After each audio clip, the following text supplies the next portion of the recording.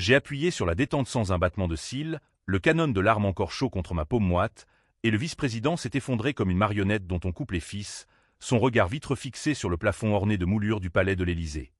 Le sang a giclé en une arabesque écarlate sur les dossiers classifiés qui jonchaient son bureau, effaçant d'un trait les preuves de ma propre innocence que j'avais portée comme une croix pendant 10 ans.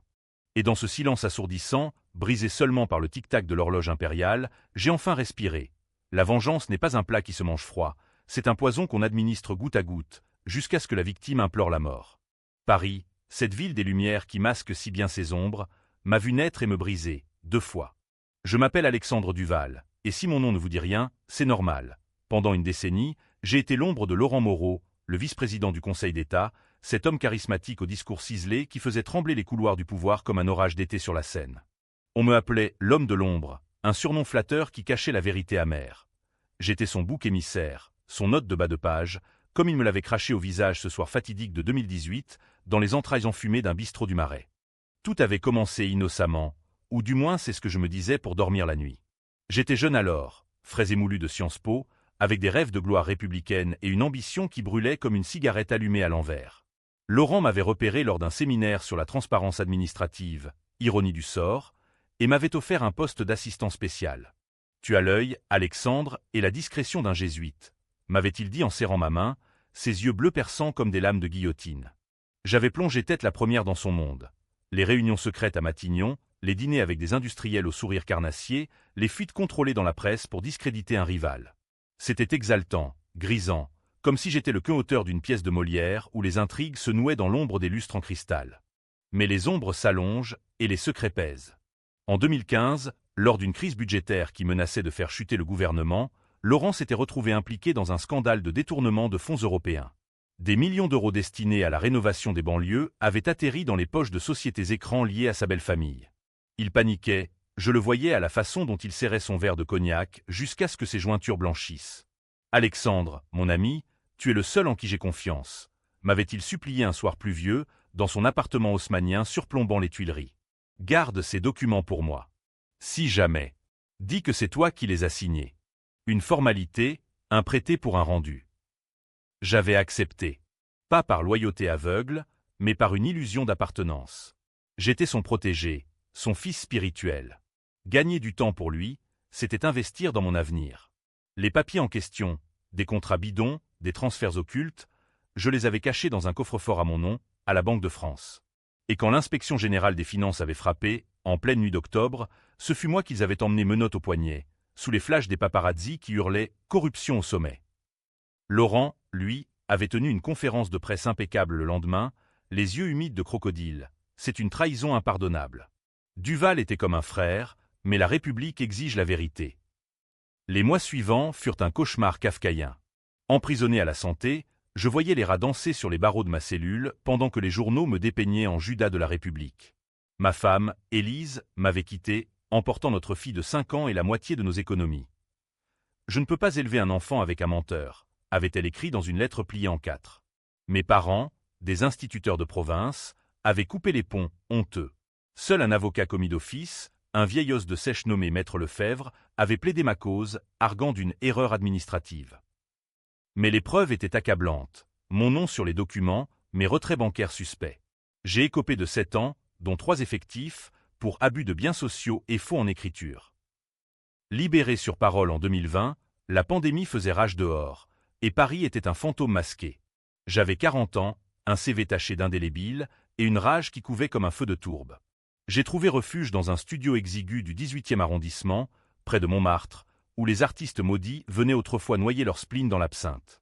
Emploi, des petits boulots de ghostwriter pour des politiques has-been, ironie suprême. Mais chaque nuit, je relisais les coupures de presse jaunies, Moreau sauve le gouvernement, Duval, le traître de l'ombre. Et ce surnom qu'il m'avait jeté comme un os à un chien, lors d'une rencontre fortuite au Fouquet-S, en 2021. J'y étais serveur, lui fêtait sa promotion au poste de vice-président. Tiens, la note de bas de page en personne. Avait-il ricané devant ses convives hilars, un cigare aux lèvres. Tu aurais dû rester dans les marges, Duval. Ce fut le déclic. Pas une explosion, mais une implosion lente, méthodique. La vengeance, en France, n'est pas un cri primal. C'est une valse macabre, un duel au soleil où l'on affûte les mots comme des épées. J'ai commencé par fouiller les archives numériques, ces abysses du web où dorment les scandales oubliés. Grâce à un contact hacker, un ancien condisciple de l'ENA, endetté jusqu'au cou, j'ai exhumé les traces effacées, des emails supprimés reliant Moreau à un réseau de blanchiment via des vignobles bordelais. Mais ce n'était que la surface. Le vrai poison gisait plus profond. Un secret familial, un avortement clandestin dans les années 80, une sœur disparue que Laurent avait fait taire pour protéger sa carrière naissante. Élise, ma Élise, avait été sa maîtresse autrefois, avant moi. C'est elle qui m'avait confié cela dans un moment d'ivresse, des années avant le procès. Je me suis reconstruit, pierre par pierre. Cours du soir en droit pénal, nuit blanche à décortiquer les failles du système. J'ai approché des journalistes freelance, des flics à la retraite, tissant une toile d'araignée autour de lui. Laurent, entre-temps, gravitait les échelons, discours enflammé sur l'éthique publique, maîtresse officielle une actrice aux lèvres pulpeuses, et une ascension fulgurante vers le poste de Premier ministre. Il me croyait mort, ou du moins enterré. Erreur fatale. En 2024, lors des élections législatives, il lança sa campagne depuis l'Opéra Garnier, promettant une France propre, sans tache du passé. J'étais là, dans la foule, un badge de bénévole autour du cou, ironie du sort, encore. Nos regards se croisèrent une fraction de seconde. Le sien glissa sur moi comme sur un fantôme. C'est alors que le plan prit forme. Pas un assassinat vulgaire, non. Quelque chose de plus raffiné, de plus français. Une disgrâce publique, une chute qui laisserait des cicatrices invisibles. J'infiltrai son équipe comme consultant freelance en communication de crise, sous un pseudonyme, un certain Marc Lemoine, un expert en réputation digitale. Il m'embaucha sans sourciller, myope à ses propres ombres. Les mois suivants furent une danse sur le fil. Je sabotais subtilement ses discours, fuyant des leaks anodins qui le faisaient douter de ses alliés. Il se méfiait de tous, lorgnant ses lieutenants avec suspicion. La paranoïa est le tribut du pouvoir, me confia-t-il un soir, un whisky à la main, dans son bureau provisoire place Beauvau. Mais la trahison profonde, celle qui me rongeait, exigeait plus. J'appris qu'il préparait un grand coup, une réforme fiscale qui masquerait un nouveau détournement, des fonds pour la transition écologique détournés vers ses poches. Les documents? Chez moi, à nouveau. Il me les confia, testant ma loyauté. Lemoine, tu es discret. Cache ça pour moi. Le cycle recommençait, mais cette fois, j'étais le maître du jeu. Chaque nuit, je photocopiais, numérisais, tissant les fils vers une révélation explosive. Et pendant ce temps, la tension montait, des appels anonymes, des ombres dans les ruelles de Belleville où je me cachais. Était celui, ou ma propre culpabilité qui me traquait. La nuit du 15 juillet 2025, fête nationale, Paris scintillait comme une courtisane sous les feux d'artifice. J'étais sur le toit de l'hôtel de ville, un verre de champagne volé à la main, observant la foule en liesse en contrebas. Laurent prononçait un discours triomphal depuis le balcon, sa voix amplifiée par les haut-parleurs. La France renaît de ses cendres, unie contre les trahisons du passé. Les applaudissements crépitaient comme des balles. Moi, j'applaudissais intérieurement, car ce soir-là, j'avais planté la première graine. Un email anonyme envoyé à une journaliste de Mediapart, contenant une photo floue d'un transfert bancaire suspect. « Suivez l'argent vert », avais-je écrit. Elle mordit à l'hameçon. Les premières fissures apparurent dans le Monde le lendemain. Soupçons sur la campagne de Moreau, des fonds occultes. Il paniqua, bien sûr. Me convoqua dans son bureau à l'aube, les yeux injectés de sang, son costume froissé comme un drapeau en deuil. « Lemoine, c'est toi ? » ?»« Non, impossible. »« Mais vérifie, fouille partout. » Je feignis l'empressement, fouillant ses propres fichiers sous son nez, effaçant discrètement des traces qui le protégeaient encore. Il se tourna vers ses vieux alliés, ces requins de la politique parisienne, le sénateur Briand, la lobbyiste Vasseur, les accusant à tour de bras. « Traitors ! Note de bas de page, tous autant que vous êtes !» entendis-je hurler au téléphone. Le surnom qu'il m'avait jeté me revint comme un boomerang. Je souris dans l'ombre, notant chaque fissure. Mais la vengeance n'est pas linéaire. Elle serpente, empoisonnée de doutes. Élise me contacta alors, après des années de silence. Une lettre glissée sous ma porte, son écriture fine comme un scalpel. « Alexandre, je sais qui tu es devenu. Arrête, pour notre fille. Il n'en vaut pas la peine. » Notre fille, Camille, avait 10 ans maintenant. Élise l'avait élevée à Lyon, loin des miasmes parisiens. J'allais les voir, un week-end volé, dans un café anonyme près de la Saône. Élise était plus belle que jamais, les traits durcis par le temps, mais ses yeux verts encore pleins de reproches. « Tu étais innocent, je le sais maintenant. J'ai lu les archives. Mais ça, cette haine, elle te dévorera. » Camille, timide, me tendit un dessin, un homme en costume avec une ombre géante derrière lui. « C'est toi, papa ?» L'ombre fait peur. Je repartis plus déterminé, mais fissuré. La nuit, les cauchemars me hantaient. Laurent riant tandis que je pourrissais à la santé, Élise pleurant sur mon cercueil imaginaire. Pourtant, je pressais l'accélérateur. Avec mon hacker, nous hackâmes son téléphone personnel, des messages enflammés à sa maîtresse, des ordres crus à des complices.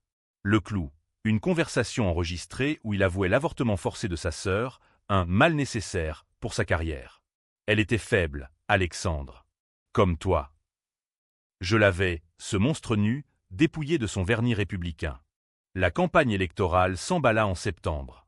Laurent, sentant le vent tourner, lorgna vers une alliance avec l'extrême droite, un pacte du diable qui fit hurler les intellectuels du Café de Flore. Moreau vend son âme pour un Marocain, titra Libération. Je glissais des rumeurs. Il était homosexuel refoulé, il avait un enfant illégitime, des mensonges savoureux qui le firent douter de sa virilité même. Ses décisions devinrent erratiques. Il limogea son chef de cabinet pour un tweet mal interprété, rompit avec sa belle famille lors d'un dîner familial explosif à Deauville. « Tu es maudit, Lemoine. Tout part en vrille depuis que tu es là. » me lança-t-il un soir, ivre, dans les couloirs déserts du Palais Bourbon. Je haussai les épaules. Le pouvoir isole, monsieur le vice-président. C'est une leçon que j'ai apprise à vos dépens. Les médias s'emballèrent, divisant l'opinion. D'un côté, les fidèles le voyaient comme une victime d'un complot gauchiste. De l'autre, les progressistes le clouaient au pilori comme un nouveau Fillon. Moi, j'orchestrais les deux, l'X sélectif pour attiser les flammes. En octobre, lors d'un débat télévisé sur France 2, il craqua, accusant publiquement le président d'être un marionnettiste juif, une gaffe antisémite qui fit le tour du monde. Les sondages plongèrent. Ces bailleurs de fonds se retirèrent comme des rats d'un navire coulant. « Qui me sabote ?» hurlait-il dans ses mémos internes, que je lisais en riant. Pourtant, un revers, la police me frôla. Un flic zélé, l'inspecteur Roux, ancien de la BRDE, flairait l'odeur de vengeance. Il me convoqua pour un entretien informel au quai des Orfèvres, ses yeux porcins me scrutant comme un dossier classé X. Duval ou Lemoine, peu importe. On sait que c'est toi derrière les fuites. Laisse tomber, ou on rouvre ton dossier. Je jouais l'innocent, les mains tremblantes sous la table, mais intérieurement, je bouillonnais. Était-ce Laurent qui l'avait lâché sur moi? Le cercle se resserrait. La tension était palpable, comme l'air lourd avant un orage sur la place de la Concorde. Je redoublais d'efforts. Contacter un ancien rival de Laurent, un député socialiste aigri nommé Duval, homonyme providentiel, lui offrant des munitions sur un plateau. Frappez fort, et je vous couvre. Il mordit, lançant une commission d'enquête parlementaire en novembre. Les auditions commencèrent. Témoins tremblants, documents falsifiés par mes soins. Laurent se défendit avec brio, larmoyant sur son honneur familial, mais je voyais les craquelures. Ses mains qui tremblaient en tenant le micro, ses nuits blanches signalées par ses gardes du corps. Noël approchait, et Paris revêtait son manteau de lumière hypocrite. J'invitai Élise et Camille à la capitale, un geste de rédemption ou de folie. Nous marchâmes le long des Champs-Élysées, les guirlandes scintillant comme des mensonges. « Papa, pourquoi tu as l'air si triste ?» demanda Camille, sa menotte dans la mienne. « Parce que les adultes portent des masques, ma chérie. Mais bientôt, le mien tombera. » Élise me serra le bras. « Ne la mêle pas à ça. S'il te plaît. » Ce soir-là, dans un hôtel anonyme, nous fîmes l'amour pour la première fois depuis des lustres, un adieu charnel à notre passé brisé. Mais au matin, elle partit, laissant un mot « Sauve-toi, Alexandre. » avant qu'il ne soit trop tard. La machine s'emballe. En janvier 2026, attendez, non, nous sommes en 2025, mais le temps se brouille dans la fièvre, les auditions culminèrent. Laurent fut cité comme témoin clé, face à une salle bondée de caméras. Je m'étais arrangé pour être là, en coulisses, un badge conseiller technique épinglé à la poitrine. Il entra, pâle comme un spectre, son costume sur mesure flottant sur un corps amaigri. Les questions fusèrent, fonds européens, sœurs disparues, avortement. Il nia, bien sûr, avec cette éloquence qu'il avait portée si haut. Mais j'avais la carte maîtresse, un enregistrement vocal, trafiqué juste assez pour être crédible, où sa voix confiait « J'ai tout sacrifié pour ça. Même ma propre chair. » Le jour de l'audition fatidique, le 10 février 2026, pardonnez-moi, le calendrier de la vengeance défie les saisons. L'hémicycle du Palais Bourbon bourdonnait comme une ruche en furie. Les députés, ces pantins en cravate, ajustaient leurs micros avec des sourires carnassiers. Les journalistes, prédateurs en tailleur, tapaient furieusement sur leurs tablettes. Laurent s'assit au pupitre des témoins, son visage un masque de dignité républicaine, mais je voyais les perles de sueur sur sa tempe, comme des diamants faux sous les projecteurs. J'étais assis au 3e rang, anonyme dans la foule, mon cœur battant la chamade au rythme des questions du rapporteur, un jeune loup socialiste aux dents aiguisées. « Monsieur Moreau, pouvez-vous expliquer ces transferts de 2,3 millions d'euros vers une société écran, vignoble de l'ombre ?» lança-t-il, brandissant une liasse de faux que j'avais fabriquée dans une imprimerie clandestine de Pantin. Laurent balbutia, son éloquence fissurée. Une erreur administrative, rien de plus. Mes assistants. Ils sont parfois si zélés. Zélés. Le mot me piqua comme une guêpe. C'était moi, l'assistant zélé, qui avait payé pour ces erreurs. La salle murmura, un flash crépita. Puis vint le coup de grâce. Et concernant l'affaire de 1987, la disparition de votre sœur, Claire Moreau, après un avortement illégal, avez-vous influencé l'enquête pour protéger votre carrière naissante? Un silence de tombe. Laurent blêmit, ses lèvres tremblant comme celles d'un condamné à la lanterne. C'est une calomnie, une fabrication. Mais sa voix se brisa, et dans ce craquement, je vis l'homme nu, pas le vice-président, mais le frère coupable, l'amant brutal, le politicien qui avait enterré une vie pour en forger une autre. Je pressai le bouton de mon téléphone, caché dans ma poche. L'enregistrement partit vers les serveurs de France Inter, timed à la perfection. 30 secondes plus tard, les écrans des journalistes s'illuminèrent. Un extrait audio fuitait en direct. Claire était un boulet. J'ai payé le médecin, effacé les traces. Pour le bien de tous. Le chaos explosa. Cris, huées, le rapporteur frappant son marteau comme un juge de la terreur. Laurent se leva, titubant, pointant un doigt accusateur vers la foule. C'est un complot. Duval. Duval est derrière ça, ce rat d'égout que j'ai sorti du caniveau. Mon nom, hurlé comme une malédiction, ricocha dans la salle. Les caméras pivotèrent, des regards se tournèrent vers moi. Je me levai lentement, le cœur en feu, et croisai son regard, haine pure, miroir de la mienne. Oui, c'est moi, dis-je calmement, ma voix amplifiée par un micro oublié. La note de bas de page se retourne contre son auteur. La police surgit alors, menottes prêtes, mais il était trop tard. Les flics de roue me plaquèrent au sol tandis que Laurent s'effondrait en sanglots, son empire s'effritant en direct sur les chaînes d'infos. Traitor. Tu m'as tout pris, gémit-il en passant près de moi, escorté vers la sortie. Je ris, un rire sec comme un coup de feu. Non, vice-président. Vous m'avez tout pris le premier. Les titres firent le tour du monde, chute de Moreau, vengeance d'un bouc émissaire. L'opinion se divisa, héros pour les uns, manipulateurs pour les autres. Des pétitions fleurirent, justice pour Duval, contre Moreau innocent, victime d'un psychopathe. Mais la tension ne s'apaisa pas, elle muta. Emprisonné à nouveau, cette fois à Fresnes pour diffamation aggravée et hacking, j'attendis le procès comme un matador sa corrida. Laurent, en détention provisoire au même complexe, exigea une confrontation. Viens me voir, Duval. Affrontons-nous comme des hommes. Sous haute surveillance, dans une salle aux murs jaunis, nous nous assîmes face à face, séparés par une vitre blindée. Il avait vieilli de 10 ans en 3 mois. Cheveux blancs, yeux caves, le costume de prisonnier le rendant grotesque. Pourquoi ? Demanda-t-il, la voix rauque. Pour le pouvoir ? Pour l'argent. Je le fixai, savourant chaque seconde. Pour l'honneur, Laurent, celui que vous m'avez volé. Et pour Claire, que vous avez assassiné dans l'ombre. Il ricana, un son humide. Claire ? Elle s'est suicidée, idiote. J'ai juste. Netoy. Comme pour toi. La révélation me frappa. Pas un avortement, un suicide couvert. Sa sœur, enceinte de lui, inceste, le tabou ultime. Tu espire que moi, Duval. Tu portes le même poison. Nos mots se heurtèrent comme des sabres, accusations croisées, jusqu'à ce que les gardiens interviennent. Dehors, le monde bouillonnait. Élise témoigna en ma faveur, révélant notre passé commun, peignant Laurent en monstre séducteur. Il a brisé des vies sans remords, dit-elle au micro, Camille à ses côtés. Les féministes scandèrent mon nom, les conservateurs me lapidèrent comme un parricide. Le président lui-même intervint, dissolvant l'Assemblée pour calmer le jeu. Un twist politique qui me fit rire dans ma cellule. Libéré sous caution en avril, grâce à une pétition de 500 000 signatures, je rentrai à Paris sous escorte médiatique. Mais la paix ? Et le soir. Laurent prépara sa contre-attaque. Des témoins achetés, des dossiers falsifiés pour me renvoyer en tôle.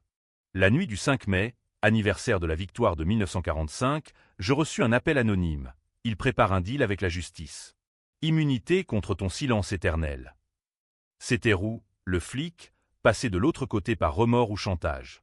La tension culmina. Je décidai de frapper le coup final, non en cours, mais en public.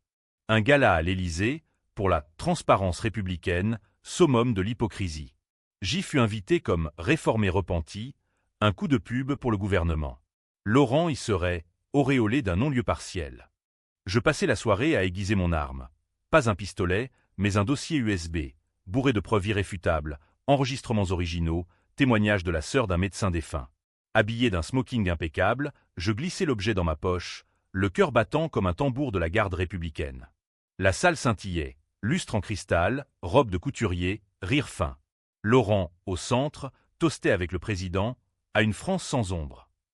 Nos yeux se croisèrent à travers la foule, son sourire se figea. Je m'approchai, verre en main, feignant la réconciliation. Vice-président, un mot. Il hésita, puis hocha la tête, nous isolant dans un salon adjacent. Duval. Tu n'as rien. Laisse-moi en paix. Je sortis l'USB, le faisant danser entre mes doigts. Tout est là. L'inceste, les suicides couverts, les millions. Un clic et c'est viral. Il pâlit, attrapa mon poignet. Espèce de serpent. Tu bluffes. Sa main se resserra, et dans un éclair de rage, je levai la mienne, non pour frapper, mais pour activer l'envoi automatique vers un réseau de médias. C'est fini, Laurent. Il bondit, me plaquant contre le mur, ses doigts autour de ma gorge. Je t'étouffe comme j'ai étouffé Claire. Altatéil. La porte s'ouvrit, des invités hurlèrent. Je me débattis, l'USB tombant au sol, piétiné dans la mêlée. Les gardes l'arrachèrent, mais pas avant qu'il ne murmure. Tu perds tout. Même ta fille. Le choc. Comment savait-il pour Camille? Un twist dans le twist. Il avait enquêté, menacé Élise en secret. Le gala vira au pandémonium. Sirène hurlante, flash crépitant, le président évacué comme un roi en exil. Laurent fut emmené, menottes au poignet, son visage tordu en un rictus de haine pure. Moi, je restais debout au milieu du salon dévasté, le col déchiré, respirant l'air vicié de la victoire. Les médias déferlèrent, attaque au sommet, Moreau agressé par son ancien bouc émissaire.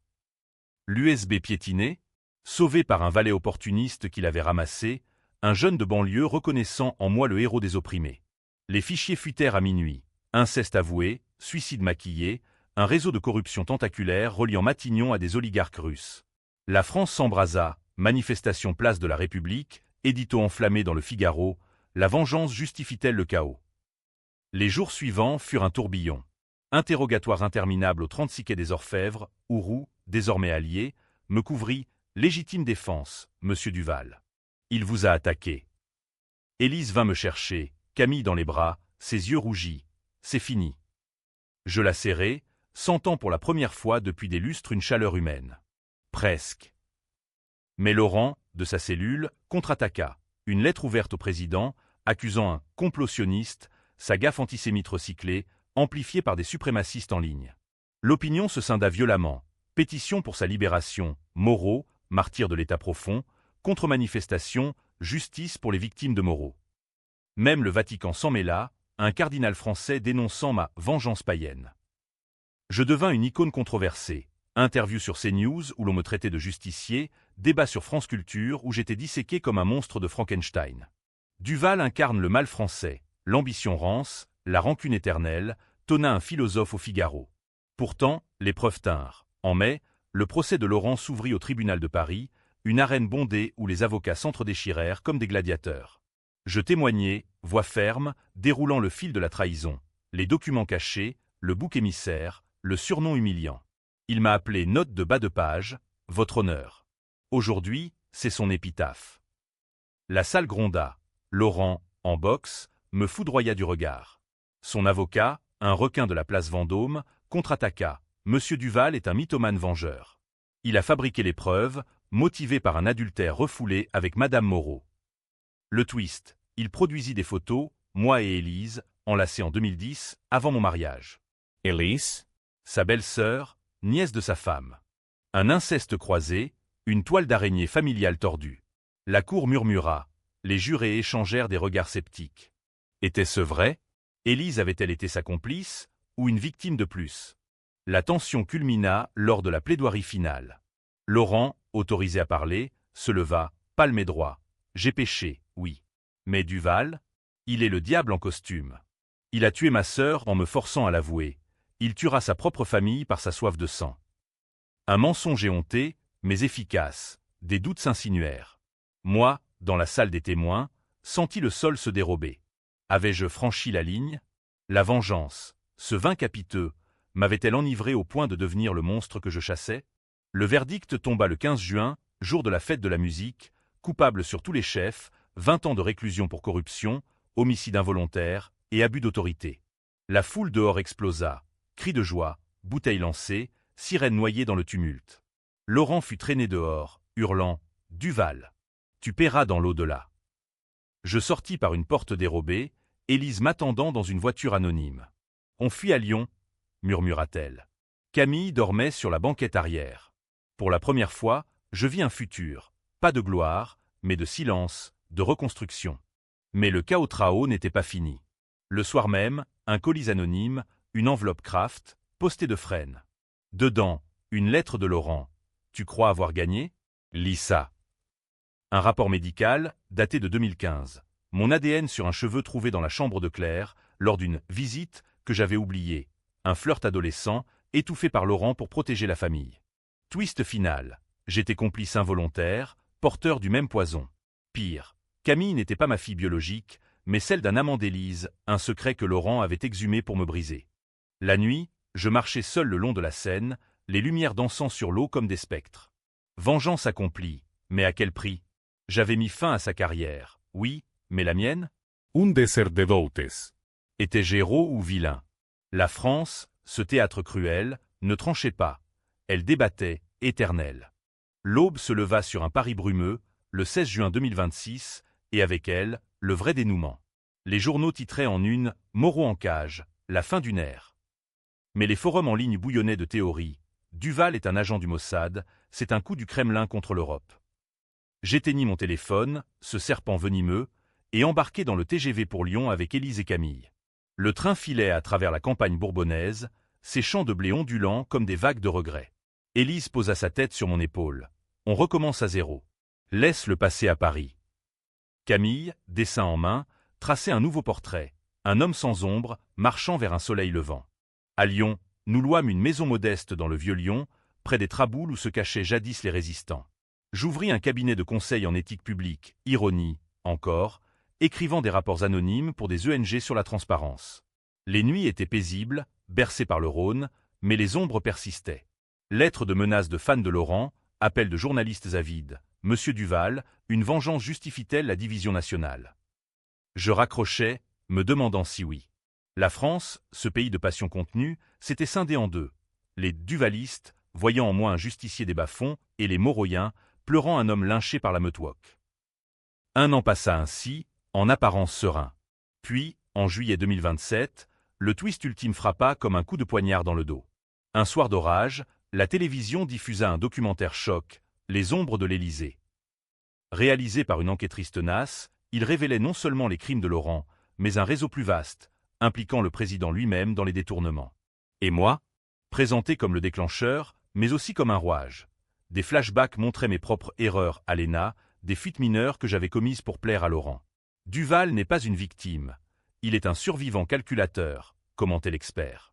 Pire, le rapport ADN, falsifié par Laurent pour me salir, mais le doc révélait la vérité. Camille était bien mienne, Élise innocente de tout. Le scandale relança les débats. Manifestation à Bastille, livre à charge, la vengeance française, Duval ou la guillotine numérique. Je devins un fantôme public, interviewé à distance, mon visage pixelisé. Élise tint bon, tu as fait ce qu'il fallait. Sans toi, il aurait continué. Mais intérieurement, je doutais. La vengeance m'avait libéré, mais aliéné. Amis perdus, famille fracturée, un exil intérieur dans cette France qui m'avait mâché et recraché. La fin arriva un matin d'automne 2028, clair et froid comme un verdict. Une lettre de prison, Laurent, mourant d'un cancer foudroyant, le poison de ses vices, peut-être. Viens me voir, Duval. Un dernier mot. Je refusai d'abord, puis cédai, conduit à l'infirmerie de Fresnes par une escorte discrète. Il gisait sur un lit métallique, tubulure et moniteur bipant comme un requiem électronique. Tu as gagné, murmura-t-il, sa main squelettique tendue. Mais à quel prix? Ta femme te quitte à nouveau. Ta fille te craint. Mensonge ou vérité? Élise était partie 2 semaines plus tôt, emmenant Camille. J'ai peur de ce que tu es devenu, Alexandre. Un justicier solitaire. Je serrai sa main, sentant les os comme des branches mortes. C'était pour l'honneur. Il rit, un râle humide. L'honneur? C'est une note de bas de page, Duval. Tout comme nous. Ses yeux se fermèrent, le moniteur flatlina. Je sortis dans la cour de la prison, le ciel gris de Seine-et-Marne pesant comme un linceul. Était-ce une fin heureuse? Laurent mort, sa carrière anéantie, moi libre mais hanté. La vengeance, ce drame en 5 actes, ne résout rien. Elle transforme le bourreau en victime, et vice-versa. Aujourd'hui, en 2029, je vis à Marseille, face à la Méditerranée, écrivant ces lignes sur un ordinateur anonyme. Paris est loin. Un souvenir UAM comme un polar de Simenon. Camille m'appelle parfois, sa voix hésitante. « Papa, tu rentres quand ?»« Bientôt, peut-être. » La France débat encore, héros ou monstre. Moi, je sais, je suis les deux, une note de bas de page qui a réécrit l'histoire. Et si c'était à refaire? J'hésiterais, l'arme à la main, le doigt sur la détente. Car en fin de compte, la vraie trahison est celle que l'on se fait à soi-même. Fin.